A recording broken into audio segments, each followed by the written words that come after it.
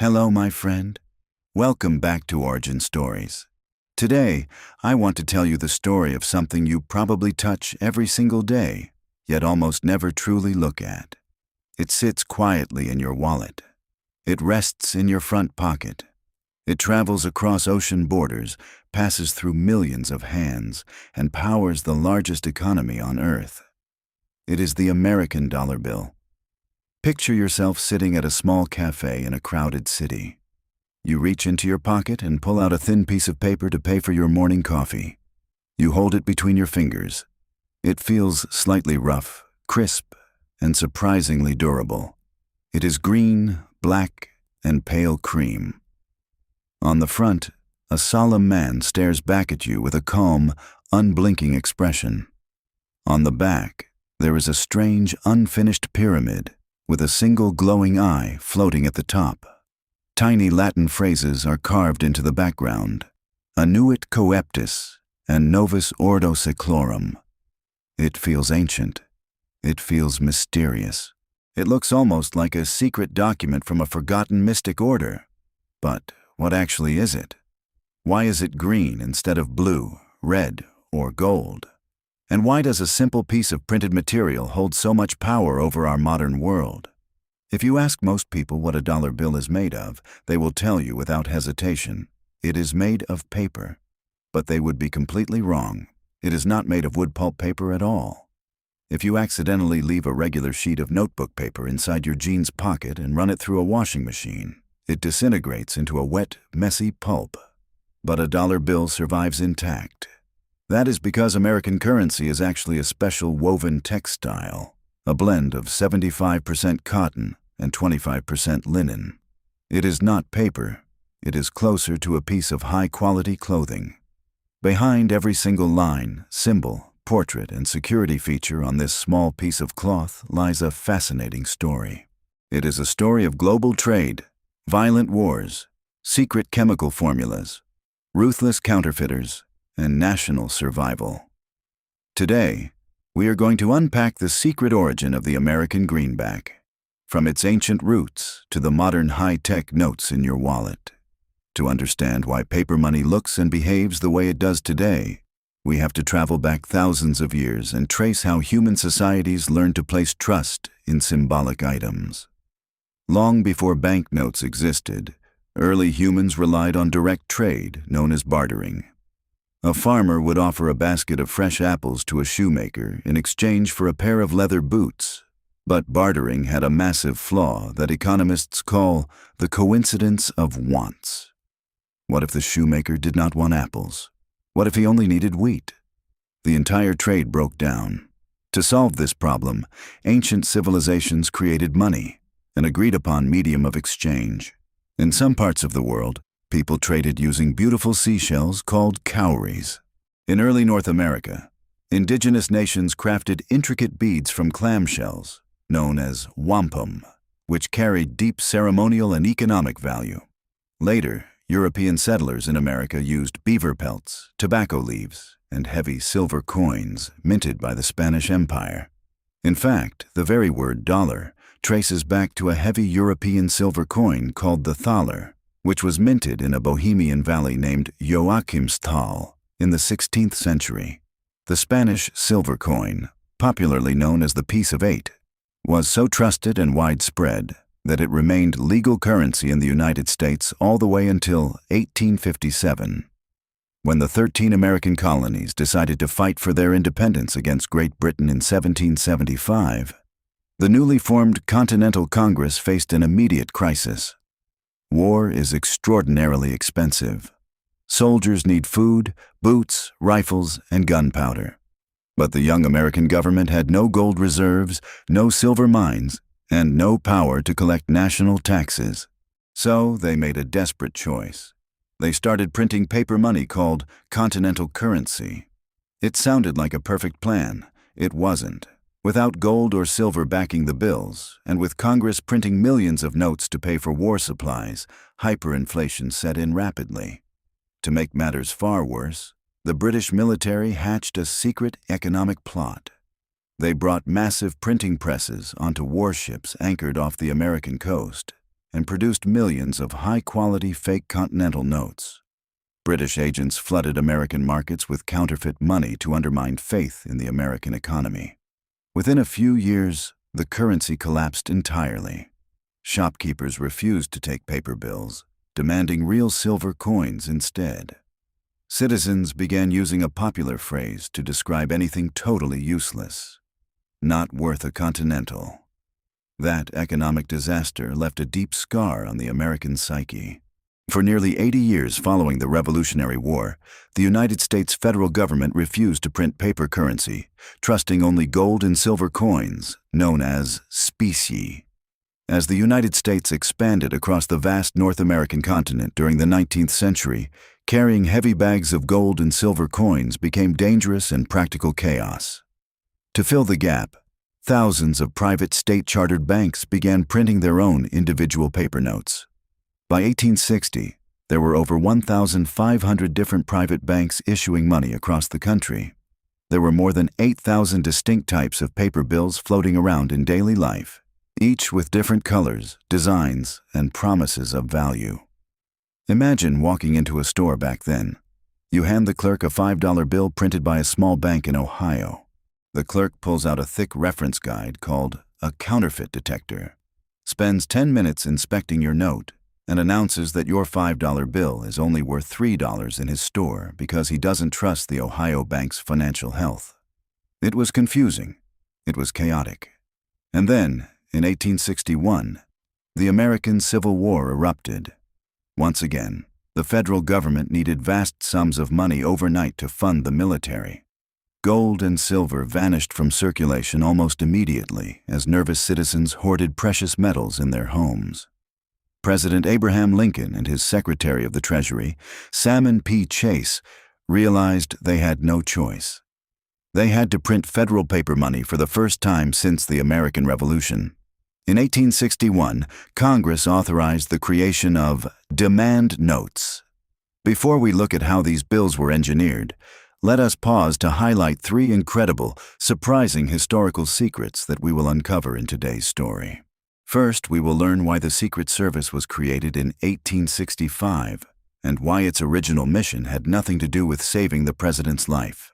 Second, we will discover the largest bill ever printed by the U.S. government, a $100,000 note featuring a president whose face never appeared on standard cash.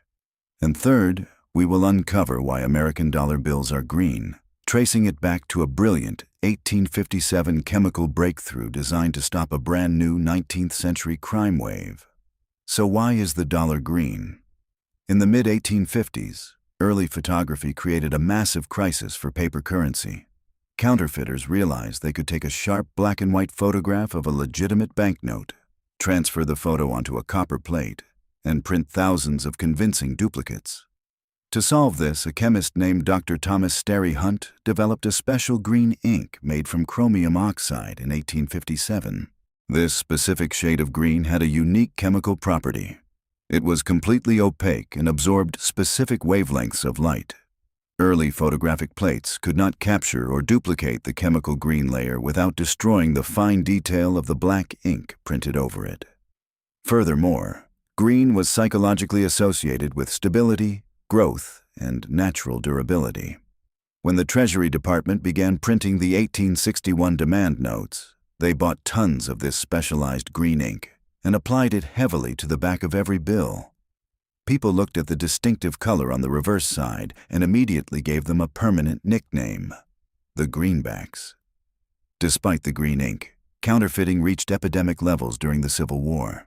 By 1865, financial experts estimated that between 1/3 and 1/2 of all paper money in circulation across America was completely fake.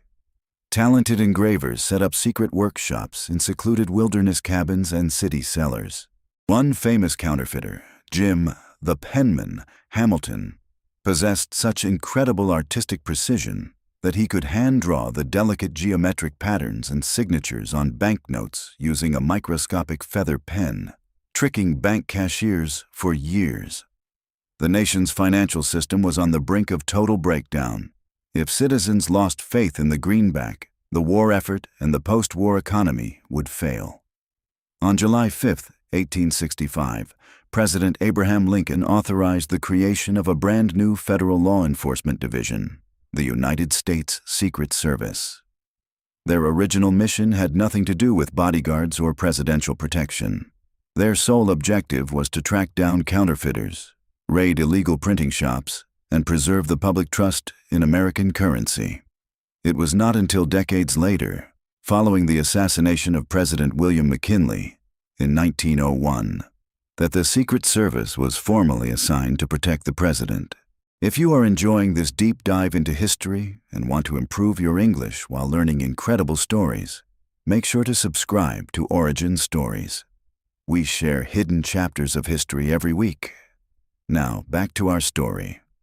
By 1929, the U.S. Treasury made a major operational decision.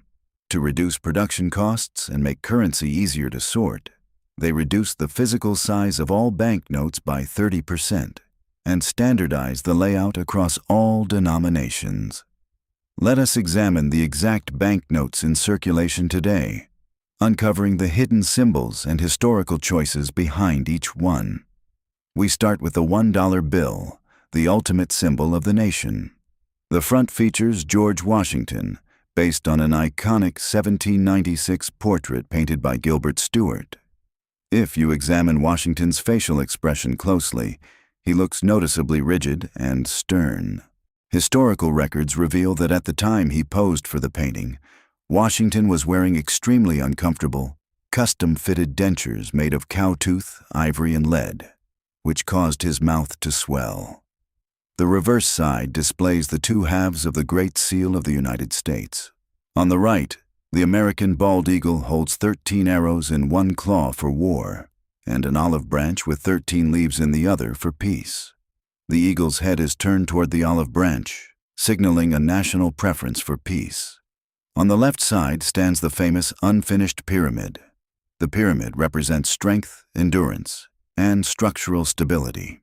It features 13 step layers, symbolizing the original 13 colonies. The top remains unfinished to show that the nation is an ongoing work, never truly complete. Above it floats the Eye of Providence, an ancient symbol representing divine guidance and watchfulness. Next is the $2 bill, one of the most misunderstood notes in America. The $2 bill features Thomas Jefferson on the front and a detailed engraving of John Trumbull's famous painting, Declaration of Independence, on the back. Because the Treasury prints far fewer $2 notes than $1 bills, many people falsely believe they are rare, discontinued, or worth thousands of dollars. Cashiers occasionally refuse them out of ignorance, but they remain completely valid legal tender. Moving to the $5 bill, we find Abraham Lincoln on the front and the Grand Lincoln Memorial in Washington, D.C. on the back. If you use a high-powered magnifying glass to examine the building on the back, you can see two incredible hidden details.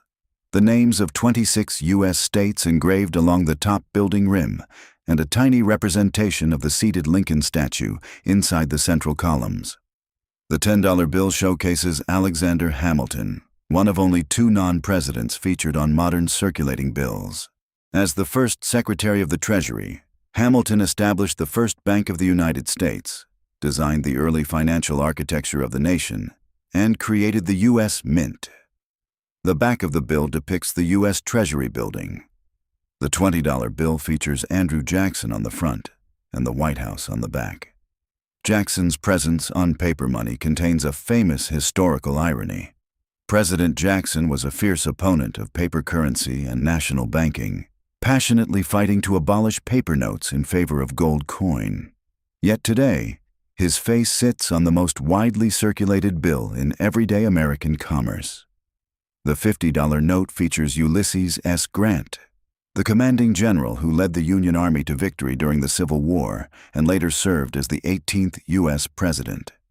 The reverse side showcases the United States Capitol building. Finally, we arrive at the flagship of global currency, the $100 bill. It features Benjamin Franklin, the second non-president on standard paper money. Franklin was a printer, diplomat, writer, and scientist who helped draft the Declaration of Independence.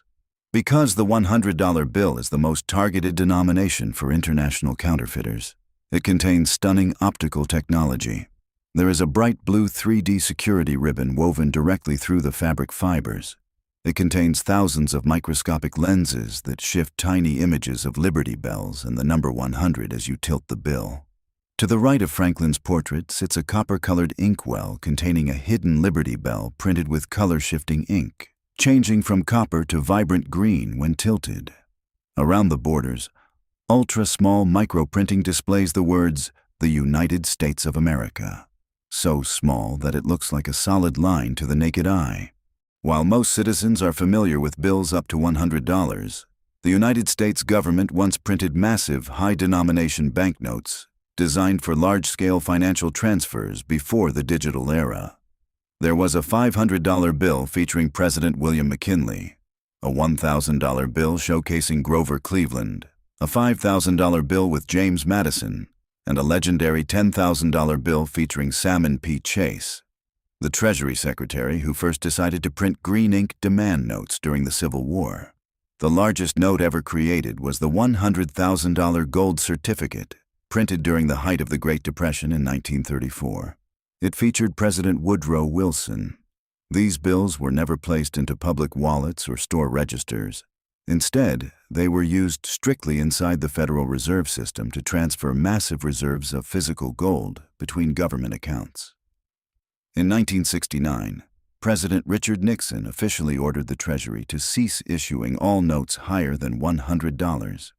The rise of secure wire transfers made paper bills over $100 unnecessary for banks, while government agencies realized that large banknotes were becoming the primary tool for organized crime syndicates to move illicit cash inside small suitcases. Today, the American dollar is far more than national money. It is the world's primary reserve currency. Financial studies reveal that over 60% of all physical U.S. paper cash actually circulates outside the borders of the United States. In economies experiencing extreme inflation or political turbulence, families often convert their life savings into physical $100 bills and tuck them safely beneath mattresses or inside home safes. It serves as an international anchor of stability. Think about how extraordinary that truly is. A rectangular piece of fabric woven from cotton and linen, imprinted with green ink, mechanical geometric lines, and historical portraits, holds value across thousands of miles simply because millions of human beings share a mutual trust in what it represents. It is a physical symbol of history, law, engineering, and human faith. Recall how we saw the Secret Service created in 1865 solely to stop counterfeiters.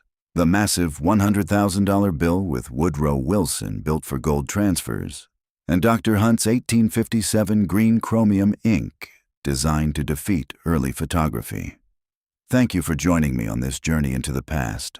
I always enjoy exploring these remarkable stories together. Now I'd love to hear from you.